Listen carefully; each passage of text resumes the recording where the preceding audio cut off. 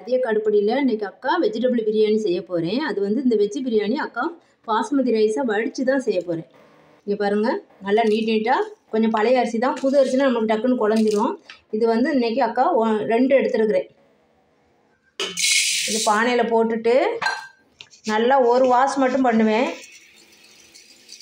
பண்ணிவிட்டு திட்டமாக தண்ணி வச்சு வேக வச்சு நம்ம சாதம் வடித்த மாதிரி வடித்து விட்றணும். ரொம்ப தண்ணி விடாமல் எவ்வளோன்னு தண்ணி ஊற்றிருக்கேன் பாருங்கள். லைட்டாக லேசாக பசஞ்சு விட்டு, இல்லாட்டினா அந்த பாஸ்மதி ரைஸில் உள்ள வாசனை போயிடும். லேசாக கலந்துட்டு இந்த அரிசி மேலே அழுக்கு இருக்கும், அது போகணுன்னு சொல்லி அக்கா அந்த மாதிரி ஒரு ஐடியா பண்ணுவேன். அப்படியே வடிகட்டிடலாம் தண்ணி. இப்போ அவ்வளோதான். டேப் வாட்டர் ஊற்றி ஒரு தடவை லைட்டாக அலசி தண்ணியை ஊற்றி விட்டு வடிகட்டியாச்சு. இப்போ வந்து நம்ம வடை வேகிறதுக்காக தண்ணி, அந்த அரிசி வேகிறதுக்கு இந்த அளவு போதும். 2 அளவுக்கு அரிசி எடுத்துருக்கிறேன், இந்த அளவு தண்ணி போதும். ரொம்ப தண்ணி வச்சிங்கன்னா அதனுடைய வாசனைலாம் ரொம்ப அதிலேயே போயிடும். இது இப்போ நம்ம அடுப்பை தூக்கி வச்சுட்டு, இப்போ அடுப்பில் வச்சு அடுப்பை ஆன் பண்ணி விட்டுட்டேன். இப்போ வந்து பாருங்கள், தண்ணி எவ்வளோ வச்சுருக்கேன்னு தெரியும்ல. அப்போது நம்ம வந்து சில பேர் ஊற வச்சுட்டு அதை வந்து போடுவாங்க. அக்கா வந்து இப்போ இது சின்ன அடுப்பில் தான் வச்சுருக்கேன், அதனால் சிம்மில் இருக்கிறதுனால அதுவே ஊறி கொதித்து வேகும். இது வேகட்டும். இப்போ அக்கா வெஜ்ஜு பிரியாணிக்கு ஃபஸ்ட்டு அரைக்கிறத பார்த்துடலாம். இந்த ஒரு கைப்பிடி அளவு இஞ்சி தோல் சீவிட்டு கழுவிட்டு நறுக்கி வச்சுருக்கேன். அப்புறமா பூண்டு கம்மியாக தான் எப்போவுமே போடுவேன், ஒரு 4 பல்லு தான் பூண்டு எடுத்துருக்கிறேன். பச்சை மிளகா ஒரு 4 போட்டு நல்லா ஃபஸ்ட் நல்லா கொஞ்சம் நைஸாக சுற்றிக்கணும். இப்போ இஞ்சி பூண்டு இந்த அளவு சுற்றியாச்சுப்பான். இந்த பாருங்கள், 2 கைப்பிடி அளவு புதினா கொத்தமல்லி வாஷ் பண்ணி இது பண்ணி வச்சுருக்கிறேன். நல்லா உருவிட்டு வாஷ் பண்ணி வச்சுருக்கேன். இதை போட்டு நல்லா கொரப்பாக சுற்றினா போதும். இப்போ இந்த அளவு சுற்றினா போதும். அப்படியே இருக்கட்டும், நம்ம பிரியாணி செய்ய ஆரம்பிக்கலாம். இப்போ அக்கா ஒரு குக்கர் அடுப்பில் காய வச்சுருக்கிறேன். அதில் பெரிய ஸ்பூனுக்கு ஒரு 1.5 ஸ்பூன் போல் கீ போட்டுக்கலாம்.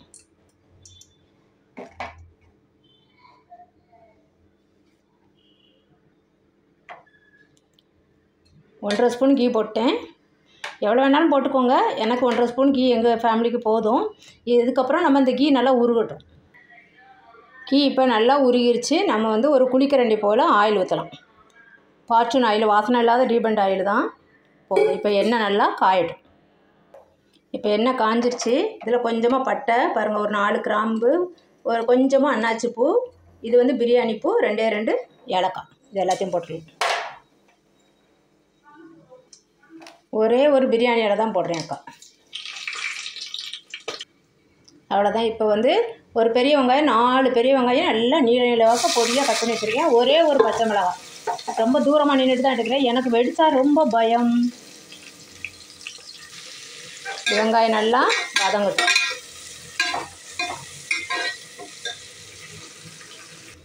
இப்போ இந்த ஆனியன் வதங்கி வரும்போது போதும் அந்த வதங்கினது. அக்கா வந்து அந்த அரைச்ச பேஸ்ட்டை போட்டுக்கலாம். பச்சை மிளகாய், இஞ்சி பூண்டு புதினா கொத்தமல்லி.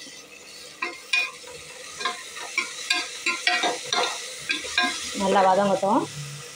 இப்போ இதுக்கு தேவையான சால்ட்டை போட்டோம்னா நல்லா வதங்கிடும். இது 1.5 ஸ்பூன் கல்லுப்பு, பெரிய ஸ்பூனுக்கு 1.5 ஸ்பூன் கல்லுப்பு. அப்புறமா அக்கா மசாலாலாம் போட்டதுக்கப்புறம் டேஸ்ட்டு பார்த்துட்டு வேணும்னா நம்ம தூள் உப்பு போட்டுக்கணும்.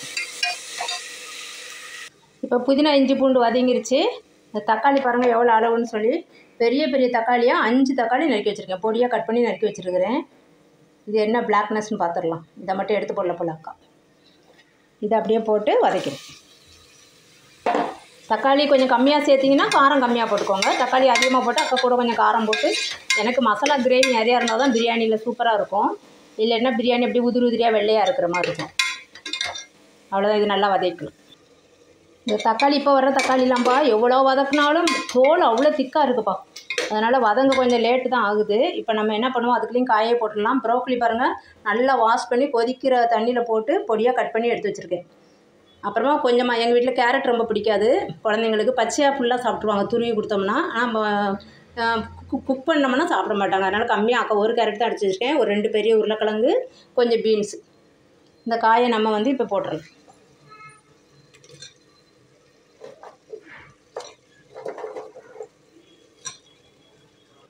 இப்போ பச்சை பட்டாணி ஒரு 2 கைப்பிடி அளவு அலசிட்டு வச்சுருக்கிறேன், அவ்வளோதான். அதையும் போட்டுருவோம். போட்டு இப்போ நல்லா வதக்கிக்கிட்டே இருக்கும்போது இந்த தக்காளியும் நல்லா வதங்கி மசிஞ்சிரும்.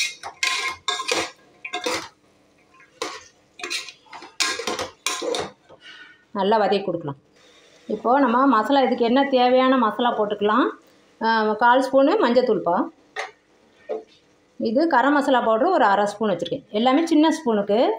இது ஒரு 1/4 ஸ்பூன் சோம்பு பவுட்ரு வீட்டில் அரைச்சது. அதனால தான் அக்கா முழு சோம்பு போட்டு தாளிக்கிறது இல்லை.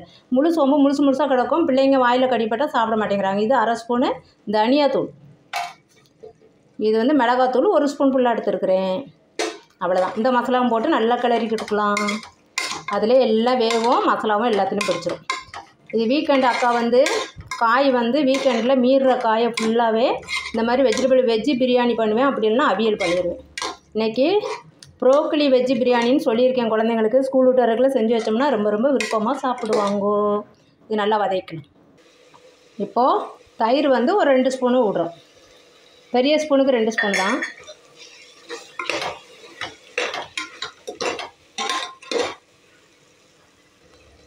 இப்போவே வாயில் தொட்டு வச்சு அக்கா டேஸ்ட்டு பார்த்துட்டேன். கொஞ்சம் எங்களுக்கு சால்ட்டு பத்தல, ஒரு 1/2 ஸ்பூன் மறுபடியும் கல் உப்பு போடுறேன்.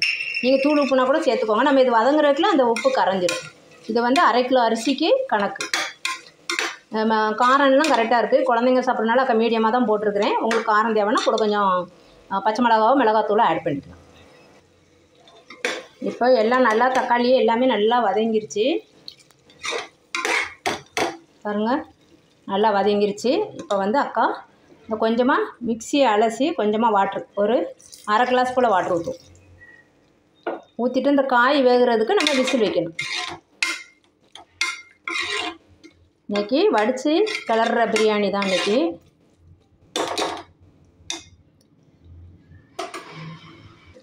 அவ்வளோதான். அந்த மிக்சி அலசி ஊற்றினோம்னா அந்த 1/2 கிளாஸ் தண்ணியே போதும். நம்மளுக்கு இந்த காயெல்லாம் நீர் கோர்த்துட்டே தான் இருக்கும். இதை அப்படியே நம்ம குக்கர் மூடி போட்டுக்கலாம். அக்கா குக்கர் மூடி போட்டுட்டு மீடியம் ஃப்ளேமில் வச்சு 2 விசில் வந்தால் போதும்.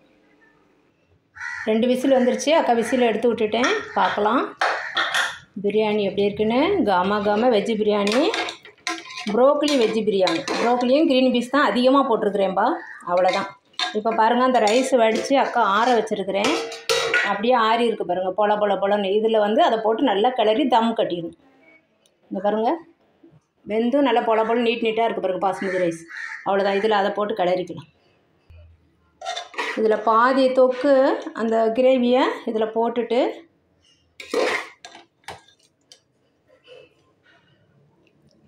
அப்புறம் தான் அக்கா அப்படி இதில் கொஞ்சம் பாதி ரைஸை போட்டு கிளறினா கரெக்டாக இருக்கும். இப்போ குக்கரில் பாதி ரைஸை போட்டுட்டோன்னா அப்படியே உடையாமல் மெதுவாக நம்ம கிளறணும். கிளறி நல்லா தம் பண்ணிட்டோம்னா சூப்பராக இருக்கும். பிரியாணி உதிரியாக இருக்கும். இப்போ இந்த வடை சட்டியில் ஆறுன ரைஸில் பாதி கிரேவியை போட்டிருக்கிறேன். அதையும் நல்லபடியாக நல்லா மிக்ஸ் பண்ணிடணும். அவ்வளோதான். வடை சட்டியில் உள்ள எல்லா ரைஸையுமே கிளறி இதோடு ஒன்றா சேர்த்துட்டு நல்லா சைடில் ஃபுல்லாக கேப் இல்லாமல் நல்லா நம்ம டைட் பண்ணிக்கணும். டைட் பண்ணிட்டு இப்போ நம்ம குக்கரை மூடிடலாம். இப்போ குக்கரை மூடி அக்கா அடுப்பில் எடுத்து வச்சுட்டேன். நான் அந்த தம் கட்டுறதுக்கு கீழே தோசைக்கல் ஹீட் பண்ணுறது அந்த வேலைலாம் இன்றைக்கி பண்ணலை. இந்த பாருங்கள் ரொம்ப சிம்மில் வச்சுட்டு 10 மினிட் போதும். அந்த மசால் வந்து நல்லா அதில் ரைஸில் நல்லா பிடிச்சிக்கும். இது வந்து முன்னாடி ஹைதராபாத் பிரியாணி இப்படி இருக்கும்னு சொல்லுவாங்க. நான் இப்போ இப்படி தான் பண்ணிகிட்ருக்கிறேன்க்கா. ரொம்ப டேஸ்டியாக இருக்கும். இது ஒரு 10 மினிட் ஆகும். அவ்வளோதான். 10 மினிட் ஆயிடுச்சு. வெஜ்ஜி பிரியாணி ரெடியாக பார்க்கலாம். ரெடி. சூப்பரான டேஸ்ட்டில் என் ஃபேமிலிக்கே பிடிச்ச வெஜ்ஜி பிரியாணி ரெடி. ரொம்ப வந்து நம்ம கிளறாமல் அப்படியே நம்ம சர்வ் பண்ண வேண்டியதான். ஏற்கனவே நம்ம நல்லா கிளறி இருக்கோம். ரொம்ப டேஸ்டியாக இருக்கும். பொலன்னு இருக்குது பாருங்கள். குழந்தைங்களுக்கு இப்படி செஞ்சு கொடுங்க. ரொம்ப விரும்புவாங்க. ஹோட்டல் பிரியாணி மாதிரி. இந்த வெஜ்ஜி பிரியாணிக்கு ரைத்தா தான் ரெடி பண்ணியிருக்கிறேன் அக்கா அன்றைக்கி. ரொம்ப சிம்பிளாக கேரட்டு ஆனியன் போட்டு ரைத்தா.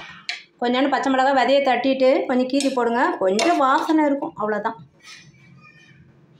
இது செஞ்சு பாருங்கள். செஞ்சு பார்த்துட்டு அக்கா கமெண்ட்டில் எப்படி இருக்குன்னு சொல்லுங்கள். சதியக்கா அடுப்படிக்கு சப்ஸ்கிரைப் பண்ணுங்க, லைக் பண்ணுங்க, ஷேர் பண்ணுங்க. ரொம்ப சூப்பராக ஹெல்த்தியான நம்ம ஹோட்டல் டேஸ்ட்லேயே நம்ம வீட்லேயும் இந்த மாதிரி பிரியாணி செஞ்சு குழந்தைங்களுக்கு கொடுத்திங்கன்னா ரொம்ப விரும்பி சாப்பிடுவாங்க. இது வந்து ரொம்ப ஒயிட்டாக வராமல் நம்ம அந்த ஆனியன் தக்காளிலாம் கூட கொஞ்சமாக நம்ம வதக்கிட்டோம்னா நல்லா மசாலா நல்லா சேர்ந்துட்டு நல்லா டேஸ்டியாக இருக்கும்பா. தேங்க்யூ.